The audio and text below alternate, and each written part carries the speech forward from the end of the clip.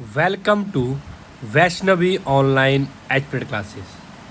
आज हम H P TET medical June 2021 का केमिस्ट्री सेक्शन डिस्कस करने जा रहे हैं। इसमें पहला ही क्वेश्चन आया है, what is the basic structure unit of silicate. यानी कि स्ट्रक्चर बनाने के लिए एक बेसिक यूनिट चाहिए जिससे सभी स्ट्रक्चर बन जाते हैं। तो वो कौन सी होती है? That is SiO4 4 negative. कौन सी होती है? SiO4 4 negative.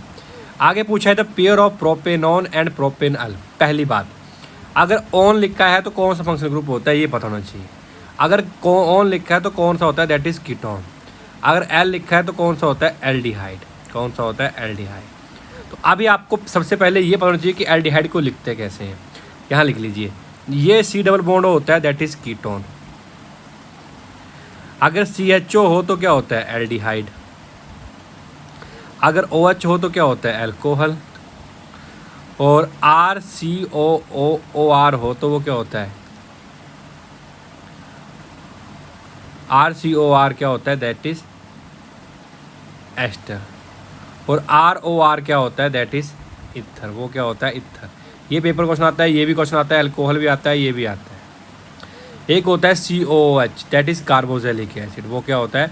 Carboxylic acid. ये भी पेपर में बहुत बार आता है। तो देखो यहाँ पर क्या हुआ है, ये फंक्शनल ग्रुप है सारे। यहाँ कीटोन फंक्शनल ग्रुप है, यहाँ एल्डिहाइड हो गया है। उसमें चेंज क्या हुआ है? That is functional group change हुआ है। तो उसको बोलते हैं हम फंक्शनल आइसोमर। इसमें जो हम इसकी फार्मूला लिखेंगे, मोलेक्युलर फार्मूला वो सेम होगा, लेकिन उसका फंक्शनल ग्रुप क्या है? अलग अलग है। उसको बोलते हैं हम फंक्शनल आइसोमरिज्म। आगे आपको पेपर में क्वेश्चन आया हुआ है कि name the element that discovered later which has been similar properties of eka boron. तो सभी लिखेंगे। क्या हुआ था जब मेंडलीव ने प्रोटेबल बनाया था तो उसका आधार क्या था? That is atomic weight. क्या था? एटॉमिक वेट था। इसके इंक्रीजिंग ऑर्डर में था। फिर बाद में क्या हुआ, इसने बनाते टाइम क्या कि कोई खाली जगह छोड़ दी। उसको पूछा गया तो क्यों छोड़ दी, तो उसने बोला नहीं, इसकी जैसी प्रॉपर्टी शो कर रहा है, बोरोन की तरह प्रॉपर्टी शो कर रहा है, ऐसा लगता है कि इसकी जगह कोई कंपाउंड बाद में निकलेगा। तो एका बोरोन को बाद में जो बनाया गया था दैट इज स्कैंडियम बनाया गया था। क्या बनाया गया था? एका बोरोन को स्कैंडियम। अब आपको क्वेश्चन आता है एक का एल्यूमिनियम को क्या बोला गया था? तो उसको बोलते हैं हम गैलियम। क्या बोलते हैं? गैलियम। और अगर आपको पूछे एक का सिलिकॉन को क्या बोलेंगे, तो दैट इज़ जर्मेनियम। ये पेपर में क्वेश्चन आ सकता है। क्या सकता है? ये आपके पेपर में क्वेश्चन आ सकता है। आगे आपको पेपर में क्वेश्चन आता है, what is the unit of rate constant. Rate constant के यूनिट क्या होते हैं? रेट कांस्टेंट के यूनिट क्या होते हैं? Unit of rate constant.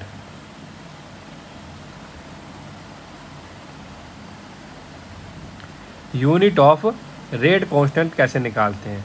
तो उसका एक ट्रिक है, वो याद रखना है आपने। उसका इसका क्या है, एक ट्रिक है, वो आपने याद रखना है। ट्रिक से आपको किसी भी ऑर्डर के आराम से निकल जाएंगे।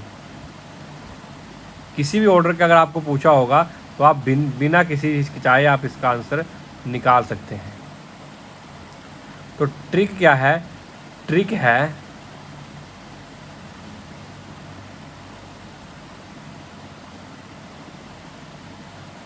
आपको पेपर में क्वेश्चन आता है कि मोल, देखो आपको पेपर में क्वेश्चन आएगा मोल, आपने किसके निकालने, देखो किसके हैं ये पता नहीं है हमें कि किसके हैं, हमें इसको चेक करना पड़ेगा।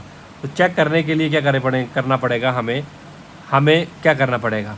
हमें एक फार्मूला होता है मोल पर लीटर 1 - n पर सेकेंड। तो हम देखो यहाँ पर अगर आपको जीरो ऑर्डर लिखा तो जीरो भर दो, तो 1 - 0 कितना हो गया? 1।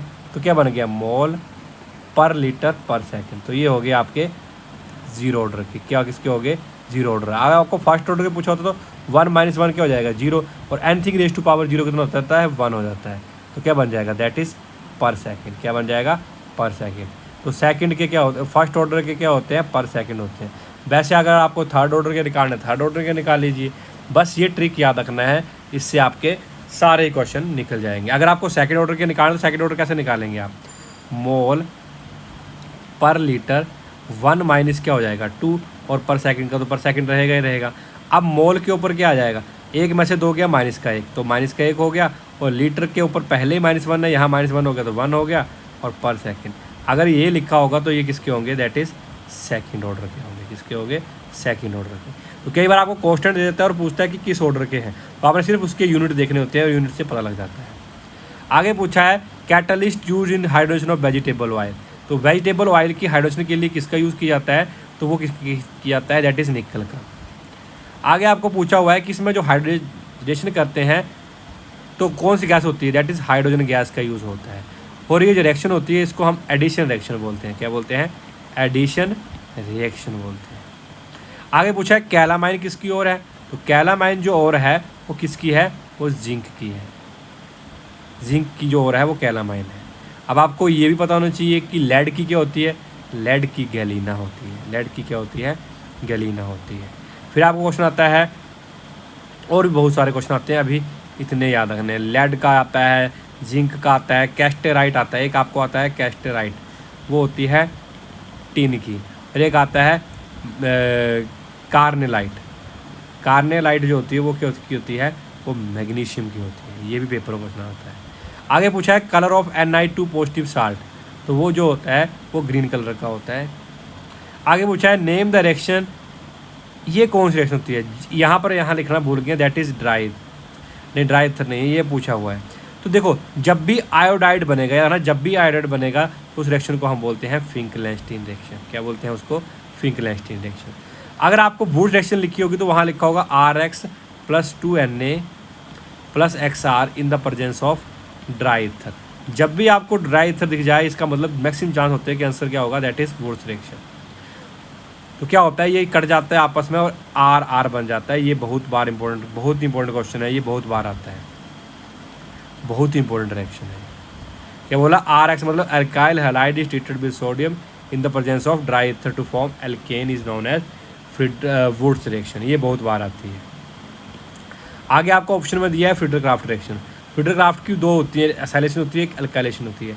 अल्काइलेशन में क्या होता है, जैसे आपने दे दिया बेंजीन, बेंजीन को किया CH3Cl के साथ treat in the presence of anhydrous AlCl3।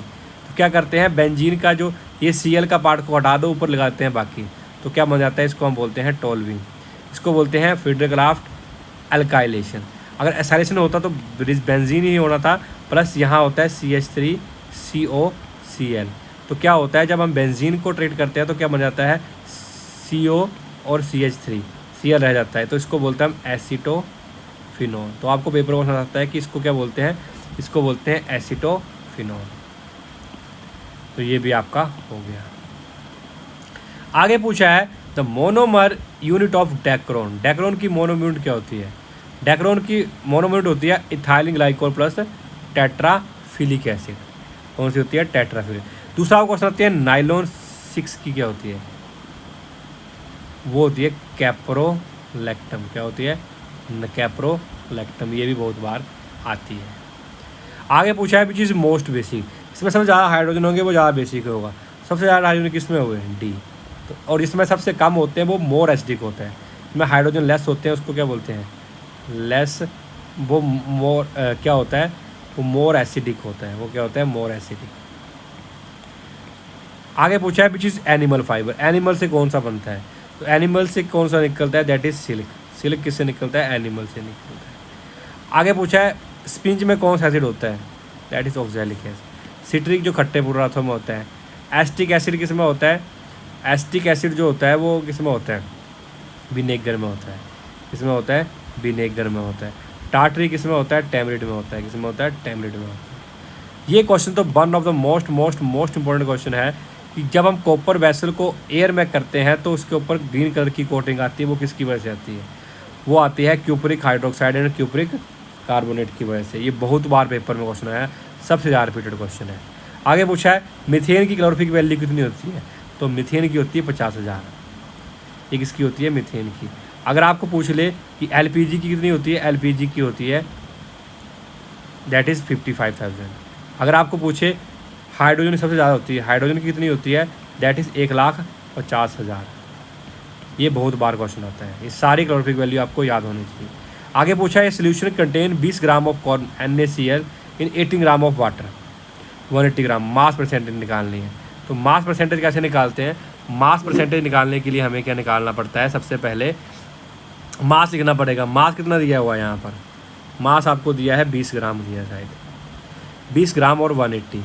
अब 20 ग्राम दिया हुआ है, सोल्यूशन का मास कितना हो जाएगा, पानी 80 है और इसमें 20 और जोड़ दो, 180 है और 20 जोड़ दो, कितना आ गया 20/200 इंटू, हाँ परसेंट में निकालना, तो 100 से कर दो, 0 से 0 कर गया, 0 से कितना आ जाएगा 10%। तो आंसर विल बी और 10%। वॉल्यूम परसेंट में होगा तब भी ऐसे ही करना है। आगे पूछा है shaving cream is a colloidal of which disperse phase, तो उसमें जो होता है दैट इज गैस होता है, उसमें क्या होता है, गैस होता है।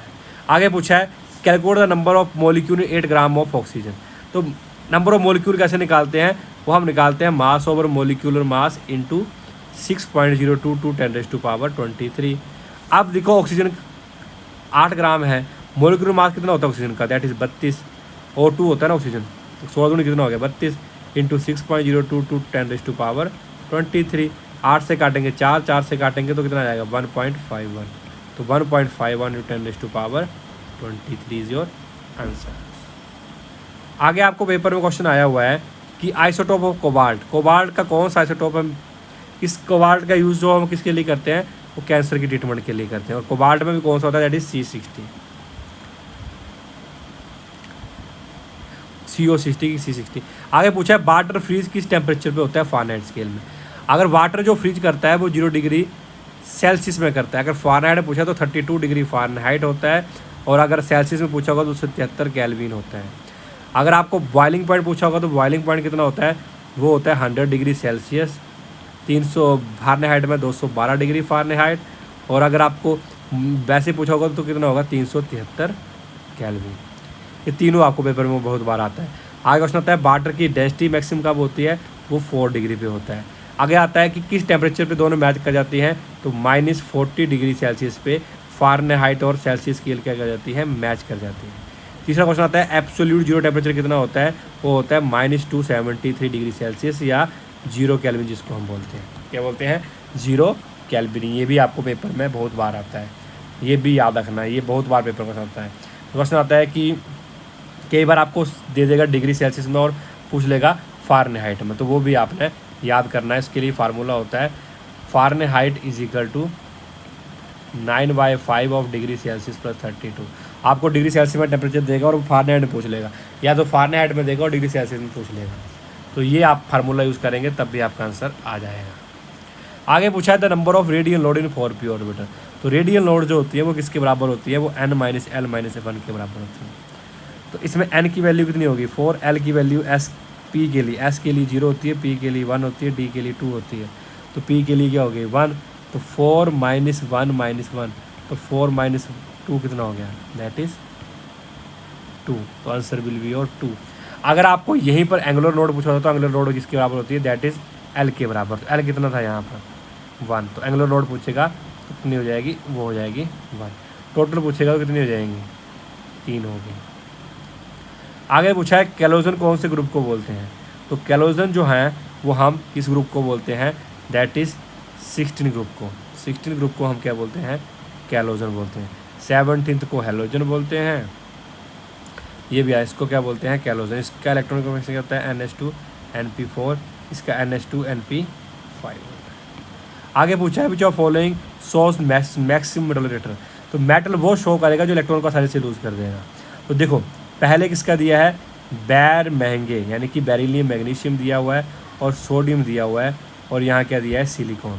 सिलिकॉन यहाँ जैसे होगा, सिलिकॉन यहाँ जैसे होगा, देखो जहाँ सिलिकॉन यहाँ जैसे हो गया, ठीक है, यहाँ कहीं पर होगा, तो क्या होगा, लेफ्ट से राइट मूव करने पर ऑटोमेटिकली एटम का रेडियस बढ़ता है, एटम का रेडियस कम हो जाता है, एटम का रेडियस कम हो जाएगा तो क्या होगा, साइज़ छोटा हो जाएगा, साइज़ छोटा होगा तो उसमें से इलेक्ट्रॉन निकालना मुश्किल हो जाएंगे, बॉन्डिंग स्ट्रॉन्ग होगी, तो क्या होगा, सबसे ईजिली कहाँ होगा, इसका साइज़ सबसे बड़ा होगा, सबसे साइड किसका होगा, दैट इज सोडियम, तो आंसर किसका होगा, मेटल रिएक्टर भी किसका होगा, वो भी सोडियम का होगा। आगे पूछा है which of following molecule has highest dipole movement, ammonia, water, BF3 and CO2। पहली बात है BF3 का 0 होता है, CO2 का 0 होता है, ये दोनों खत्म हो गए। अब वाटर और अमोनिया में किसका ज़्यादा होता है, तो वाटर का 1.84 होता है, और जो अमोनिया होता है इसका 0 कुछ होता है, शायद 24 होता है कि 0.5 होता है, सबसे ज़्यादा किसका होता है, दैट इज़ वाटर का होता है। आगे पूछा है which of following pair has same geometry, तो जिसकी हाइब्रिडेशन सेम होगी उसकी ज्योमेट्री भी सेम होगी। तो हाइब्रिडेशन निकाल के देखिए, जैसे सी ऑप्शन है, बैलेंस शेल में 4 है, 4 ने बोर्ड बनाया, कितना हो गया 4/2 यानी 8/2 यानी कि 4, 4 यानी कि sp3 होगी। इसका निकालो, नाइट्रोजन के बैलेंस सेल में 4 होते हैं, अब 5 होते हैं और 4 ने बोर्ड बनाया है, 4 और 1 में निकाल दिया, 5 4 9, 9 में से 1 गया 8, 8 का था कितना आ गया 4, तो 4 यानी कि sp3 हाइब्रिडेशन हुए। तो दोनों के केस में आंसर विल बी और दिस। आगे पूछा है DsP थ्रू हाइब्रिडेशन किस में होगी, तो वो होगी PtCl4 में। ये जो क्वाड्रेशन कंपाउंड का क्वेश्चन है, वैसे इसमें हाइब्रिडेशन निकालना आपको आ सकती है, इसी फार्मूले से निकाल कर तब भी निकल जाएगी। अगर आपको पूछे XeO4 में कितनी होती है हाइब्रिडेशन तो निकाल सकते हैं। जीनोन के बैलेंस सेल में 8 इलेक्ट्रॉन होते हैं, बॉन्ड ऑक्सीजन को काउंट करते नहीं है, 4 बनाए हुए, 8 4 कितने हो गए 12, 12 का आधा कितना हो गया 6, 6 यानी कि sp3, 3 1 4 और 2 6 कितना हो गया sp3d2 होती है। इस तरह से PCl5 की भी निकाल सकते हैं। PCl5 की निकालनी है तो वो भी सेम ही निकलेगी, वो भी क्या निकलेगी सेम ही निकलेगी। तो जैसे नाइट्रोजन में नीचे आता है फास्फोर, तो उसके बैलेंस सेल में 5 इलेक्ट्रॉन होते हैं, पाँचों के पाँचों ने बॉन्ड बनाया है, तो 5 + 5 10 हो गया, 10 का आधा कितना हो गया 5 5 यानी कि sp3d हो जाएगी। तो वैसे चेक कर सकते हैं आप, किसी की भी करनी। आगे पूछा है, ये बहुत बार क्वेश्चन आता है, स्पॉन्टेनियस के लिए डेल्टा जी की वैल्यू हमेशा नेगेटिव होती है यानी कि लेस देन 0 होती है, और डेल्टा एस की वैल्यू ग्रेटर देन 0 होती है। ये बहुत बार क्वेश्चन आता है स्पॉन्टेनिटी के लिए। नॉन स्पॉन्टेनियस के लिए ग्रेटर देन 0 होती है डेल्टा जी की वैल्यू। आगे पूछा है इनऑर्गेनिक बेंजीन क्या होता है, वो होता है B3N3S6। अगर आपको पूछे इनऑर्गेनिक ग्रेफाइट पूछ ले, क्या पता अगली बार आपको इनऑर्गेनिक ग्रेफाइट पूछ ले, तो वो होता है B3, नहीं वो होता है Bn, बोरोन नाइट्राइड को हम क्या बोलते हैं इनऑर्गेनिक ग्रेफाइट बोलते हैं। आगे आपको पूछा है the value of pH which has a mixture of acetic acid and sodium acid. इसका कोई कंसेप्ट नहीं है, सीधा NCERT की लाइन पूछी है कि किसकी होती है, तो NCERT में लाइन दी है दैट इज़ 4.75। आगे पूछा है correct order of acidic strength, तो मैंने अभी पीछे बताया जिसमें लेस हाइड्रोजन होंगे वो मोर बेसिक होगा। सबसे कम हाइड्रोजन किसमें है, इसमें है। इससे ज़्यादा किसमें है, वाटर में, फिर किसके अमोनिया में, फिर क्या है, तो इंक्रीजिंग ऑर्डर क्या हुआ, दैट इज़ योर। आगे पूछा है वीनस के ऊपर जो येलो कलर की लेयर आती है वो किसकी वजह से है, दैट इज़ सल्फ्यूरिक एसिड की वजह से। किसकी वजह से, sulphuric acid. Thank you for watching this video. If you like this video kindly subscribe our channel.